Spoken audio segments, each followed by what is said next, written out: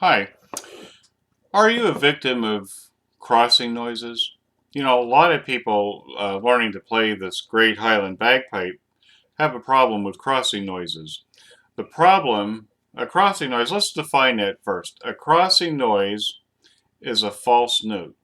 And a false note happens when you go from a bottom hand note to a top hand note. For instance, like going from D to E. And the crossing noise happens when your bottom hand closes first and then your top hand opens. See, if I'm playing D and I'm going to E and I go blip like that, I played a low G in the middle. See, that's my false note, the crossing noise. Watch, so here's another one. C to E. Oh, see, so what happens is people go like this. They go C, they close their bottom hand and then they go bloop like that. So they get this low G in between. So it sounds like this. Here's the D, E, D, E first. Hear that? We don't want that. We want it nice and clean. Okay, so here's the thing. The question is, how do you get rid of them? Okay, so I happen to have a sheet that Bruce Gandy published a while back in a bagpipe magazine, and it had this exercise for crossing noise, and I thought, oh, that's a great exercise, and it goes.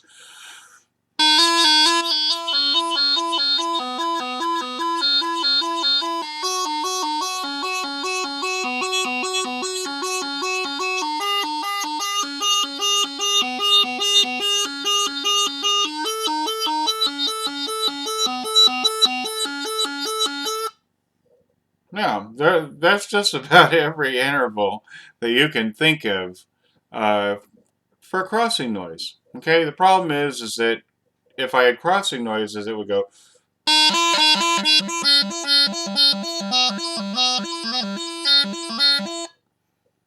We don't want that. We want the playing to be nice and clean. Okay, so I have an exercise for you to eliminate the crossing noises. Okay, so watch this. Okay, what you're going to have to do is you're going to have to talk your way through this. This is a coordination exercise. Okay, so you take an interval like D to E. Okay, and the reason you get the crossing noise is because your bottom hand closes first before your top hand opens. Okay, so we're going to turn that around. Okay, this is a 4-step process. Okay, see, my job as a bagpipe teacher is to teach you how to practice this week. Okay, so here, if you have a crossing noise situation, you find the crossing noise in the music, and you should circle it. Put a big X between the two notes that you're having the crossing noise problem with. Okay, the next thing you want to do is you're going to isolate it, and you're going to talk your way through the coordination. Okay, so here I am. I'm going from D to E like this, okay? In order not to have the crossing noise, my top hand has to open first before my bottom hand closes, okay? So this is a 4-step process, okay? I'm going to count to 4. I've got D position on 1 and E position on 3, but I have a transition on 2 and 4, okay? Here's how you do it. Watch. 1, 2, 3, 4. See, we want to go back and forth between the two. We want to alternate back and forth between the two of them, okay, without any crossing noises. So here's the exercise again. It's 1, 2, 3, 4. 1, 2, 3, 4. 1, 2, 3, 4. 1, 2, 3, 4. 1, 2, 3, 4. 1, 2, 3, 4. 1, 2, 3, 4. 1, 2, 3, 4. 1, 2, 3.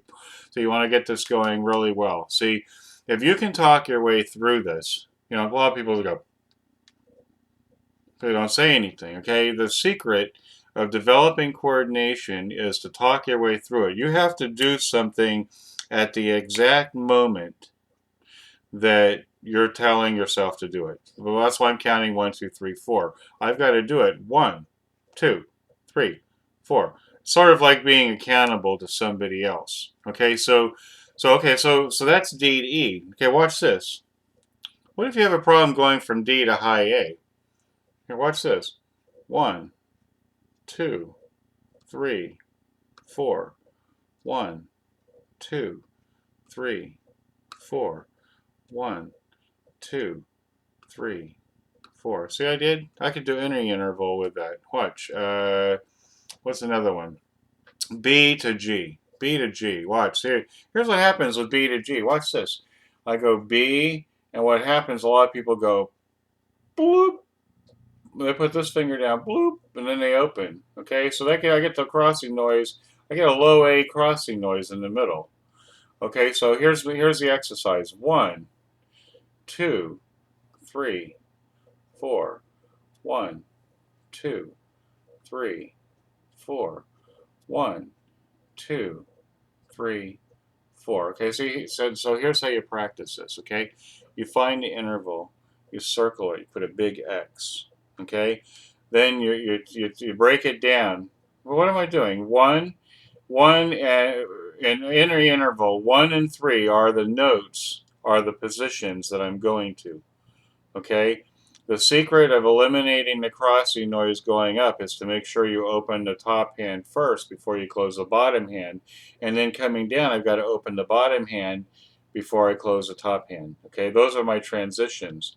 Okay, so what you need to do is you need to practice all of those things. Okay, once you can get it, you're going 2, 3, 4. 1, 2, 3, 4. When you can go like that, you got them, and you're talking your way through, and you're going 1, 2, 3, 4. 1, 2, 3, 4. 1, 2, 3, 4. 1, 2, 3, 4. When you can do it like that, then you can put the chanter in your mouth, and you're going to blow it. You know, you can start out real slow like this. Watch.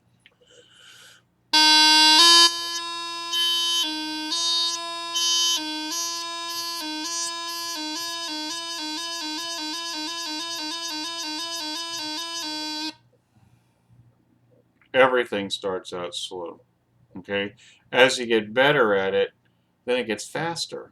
Okay, and you know what? Don't push it. Don't drive it to be faster. What happens is that, you know, you're playing really slow and stuff, and you got the hang of it. All of a sudden, your brain says, "Oh, oh, there it is," and then all of a sudden, the speed starts to take off on its own.